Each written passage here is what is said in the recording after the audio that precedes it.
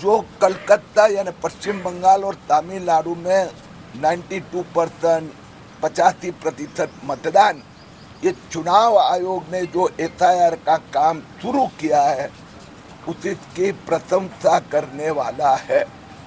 Mamata Banerjee Congress SIR के विरुद्ध में या मालेगांव के कुछ मुस्लिम नेता एमआईएम से लेकर वो एसआईआर के विरुद्ध गए साल भर जो प्रचार कर रहे हैं उनको मुंह तोड़ जवाब पश्चिम बंगाल की जनता ने दिया है।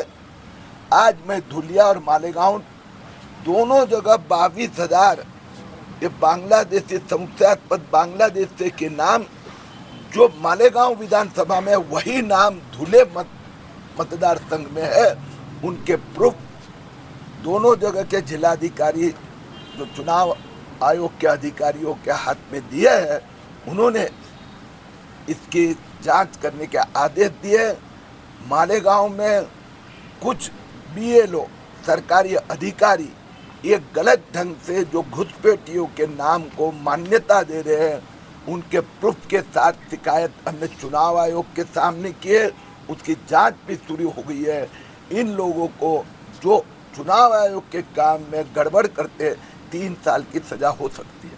सर, आपने कहा कि पश्चिम बंगाल और तमिलनाडु में परसेंटेज बढ़ गए, तो ये परसेंटेज का विरोधी ये कह रहे हैं कि भाजपा को नुकसान हो सकता है, क्या ऐसा भी? दो चीज अलग है, एक है मतदान हुआ, कौन जीतेगा कौन हारेगा ये एक बात है, लेकिन मतदान हुआ ये तो हकीकत है। तो वहाँ जो भ्रम फैलाया गया था कि मतदाताओं के नाम काट रहे, भाजपा कहता है ऐसा चुनाव आयोग काम कर रहा है, वो तो गलत निकला ना। मतदाता यादी का शुद्धिकरण चुनाव आयोग का काम है, शुद्ध मतदाता यादी देना।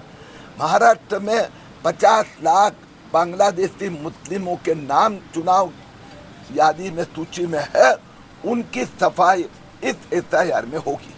सर, पहले आपने जन्म दाखिले का मुद्दा लेके आया और अब जो है ये एसआईआर के ताल्लुक से है, दोनों इसमें है, दोनों वो मामला अभी तक के चल ही रहा है। आपने नहीं, वो मामला तो बहुत आप लोगों की मदद से ये सिद्ध हो चुका कि महाराष्ट्र में बड़े प्रमाण में बांग्लादेशी या अपात्र लोगों ने जन्म प्रमाण पत्र प्राप्त किए थे। 3 लाख प्रमाण पत्र रद्द हुए, मालेगांव में 4,400 रद्द हुए, उसमें से 3,000 तक नाम मतदाता सूची में भी है, उनके नाम भी उसमें से काट दिए जाएंगे। महाराष्ट्र में 42 शहरों में 55 एफआईआर हुई है, 10,000 लोगों को आरोपी बनाया गया है। तो उसमें मालेगांव में जो बांग्लादेशी और रोहिंग्याई का आप बता रहे हो, तो वो साबित कहाँ हुआ है कि वो बांग्लादेशी और रोहिंग्याई? ये तो आपकी भाषा है। 4400 नाम जिनको जन्म प्रमाण पत्र दिए वो रद्द हुए। एक मिनट, स्पेलिंग मिस्टेक और इसकी वजह से हुआ है। देखो भैया, प्रश्न पूछने के बाद में जवाब देने का आपको नहीं अधिकार। अब पत्रकार है, प्रश्न पूछो। 4,400 लोगों के सामने फर्जी ये करने के मामले दाखिल हुए हैं। 11 को कोर्ट में पेश किया गया, हाई कोर्ट से लेकर सुप्रीम कोर्ट में गया। उन लोगों ने ये कोई एफआईआर रद्द नहीं की और ये 4400 में से 3,000 से अधिक नाम मतदाता सूची में उसको काटने की प्रक्रिया शुरू हो गई है। अब उनको मौका दिया गया है, महाराष्ट्र सरकार ने दिया है कि आपके पास हिंदुस्तान में जन्म हुआ उसका एक भी दस्तावेज नहीं है। महाराष्ट्र सरकार 2-3 महीने चांद देने के बाद में उसको पूछेंगे कि तुम्हारा जन्म यहाँ हुआ है, उसका दस्तावेज नहीं है तो तुम भारतीय नहीं हो।